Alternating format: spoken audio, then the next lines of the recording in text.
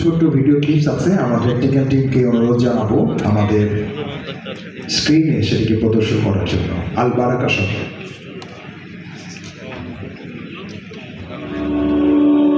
আসসালামু আলাইকুম রহমতুল্লাহ। আমি ইলিয়াস হুসাইন রুবেল, স্বত্বাধিকারী আল বারাকা শপ। আমি কাজ করছি ইসলামিক উন্নত পোশাক নিয়ে, যেমন আবায়া, বোরকা, হিজাব, থ্রি পিস ইত্যাদি। প্রত্যেকটা সাফল্যের পিছনে থাকে ব্যর্থতার গল্প। তাই ধারাবাহিকতায় আমারও রয়েছে ব্যর্থতার অনেকগুলা গল্প।